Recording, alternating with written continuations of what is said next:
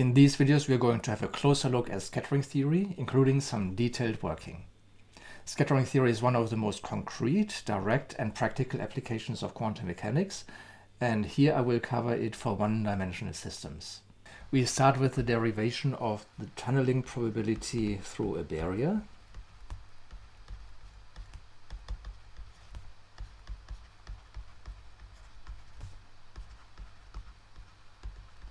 So the derivation of the result which I showed in the main video. And then we move on to another exactly solvable potential, namely the delta function potential.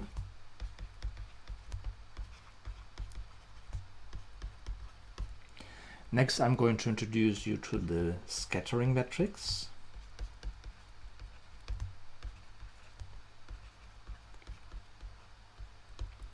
Which is a very useful object which collects all the relevant information of these problems. And finally, I'm going to show you a real-world application, namely conductance quantization.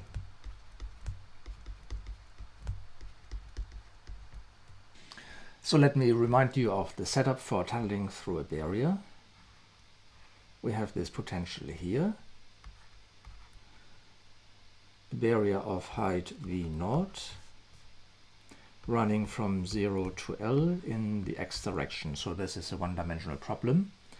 And we divide it into three different areas, 1, 2, and 3, where the solutions are simply plane waves. So in region 1 we have a wave function psi1, which we can write as a superposition of plane waves.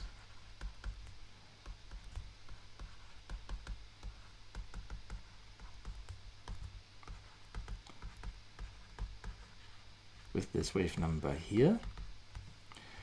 In region 2, at an energy which is below the barrier, we will have exponential functions.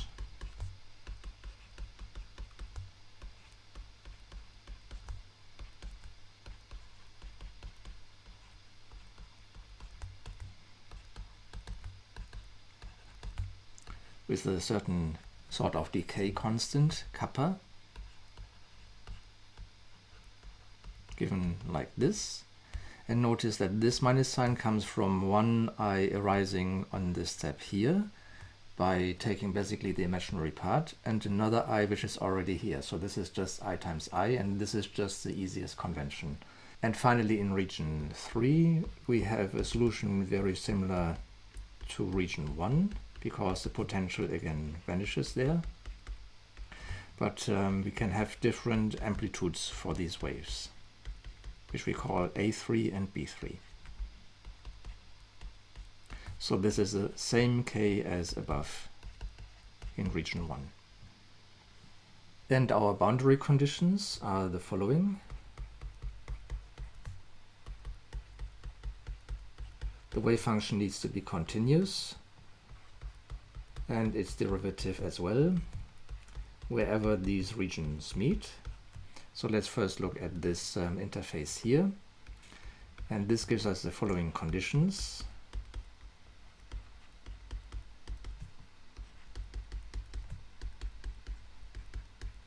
This first condition we simply obtain by putting x equal to 0 here and here.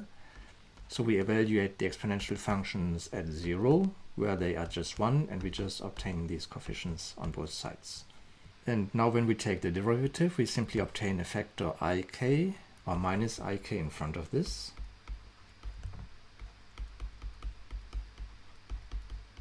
And here we obtain the factor kappa with the following sign. Now before I come to the other conditions at this interface here, let me already simplify these expressions. For this I'm going to divide by kappa on both sides in this equation, and then look at the sum, which gives me 1 plus ik divided by kappa A1 plus 1 minus ik divided by kappa B1 from the sum of the left-hand sides, and just 2b2 from the sum on the right hand side, because this just now cancels. And now we have a certain complex number here, which I'm going to just denote as z. And here we just have the complex conjugate. And from the difference, when we take the difference on both sides, the difference between this and this expression on the left will just give us 2a2. And now if I take this difference, this one here will now appear with a minus sign where we had a plus sign here. So I'm just going to write it directly as that complex conjugate. And here we just have now z. Okay, let's move on to the other interface, this one here, at this point there. And then we have very similar conditions between the wave functions psi2 and psi3 evaluated at the correct position where the wave function needs to be continuous. And the same for the derivatives.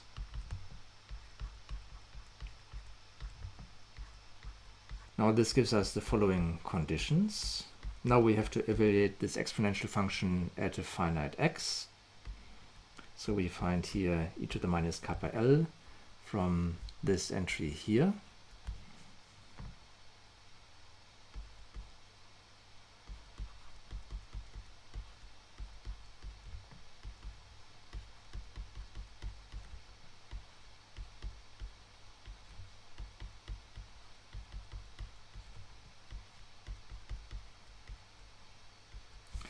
And down here we just obtain additional factors from the derivatives.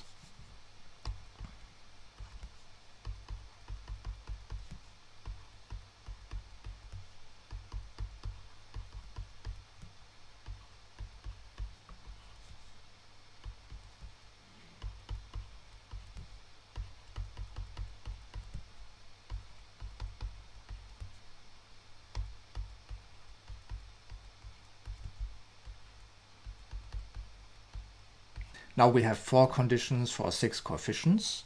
In each region we have 2 coefficients. And these are 4 conditions.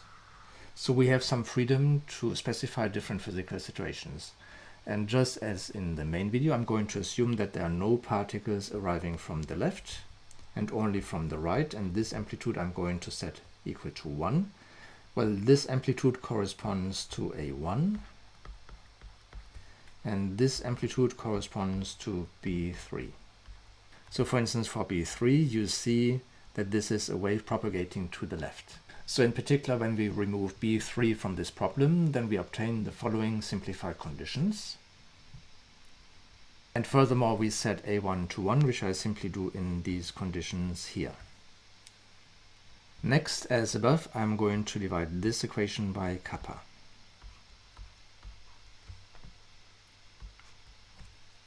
Now we have 2 equations involving A2 and B2 again, and we can solve for these 2 coefficients by simply looking at the sum and the difference of these expressions on both sides.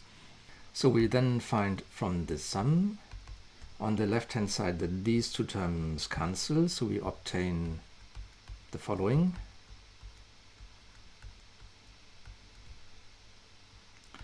On the left hand side, and on the right hand side we again obtain this coefficient z here.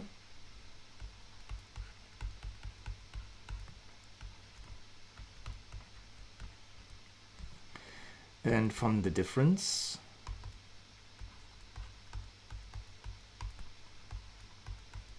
we now isolate A2. So this one now survives, but this one here cancels. And here we simply obtain this z complex conjugate. This is already very good progress because we have isolated A2 and B2 in 2 different ways, so we can now eliminate this. The easiest way to do this is to write down the following expression, which we can evaluate then in 2 different ways.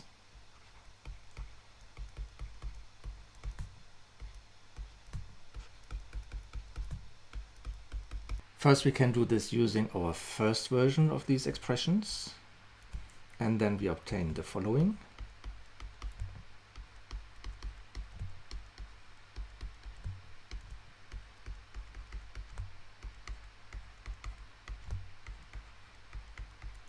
So these expressions with this coefficient b1 now cancel.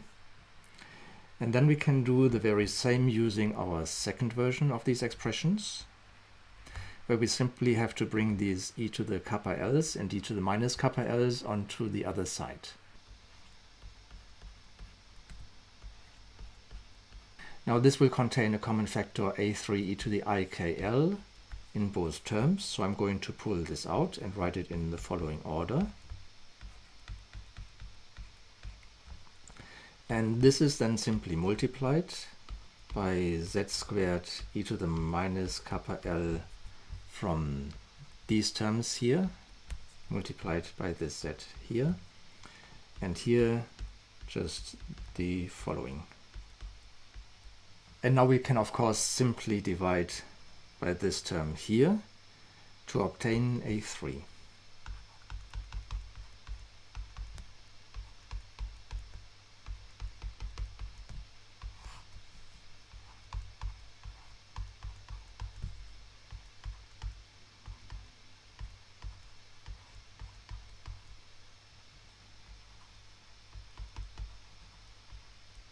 All that remains is to reintroduce these definitions of z and z complex conjugate there, and then we get our final result.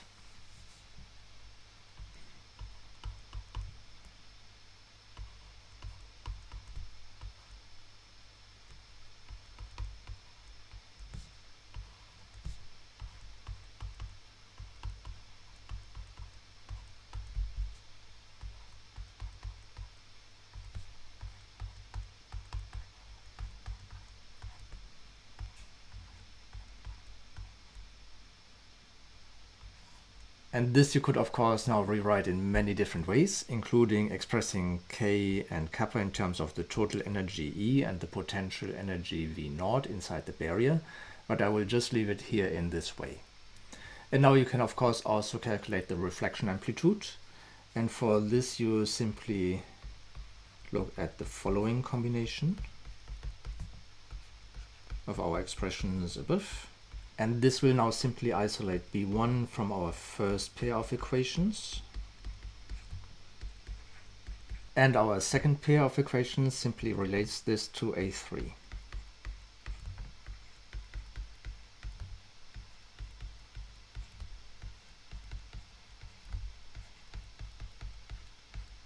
Now we have determined a3 above, so we can insert this here, and then we obtain the reflection coefficient.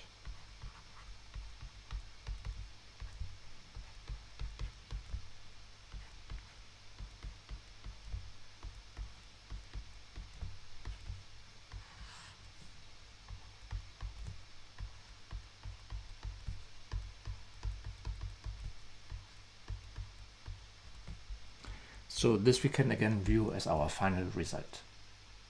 So from this expression we, for instance, see that if kappa becomes infinitely large, b1 approaches -1.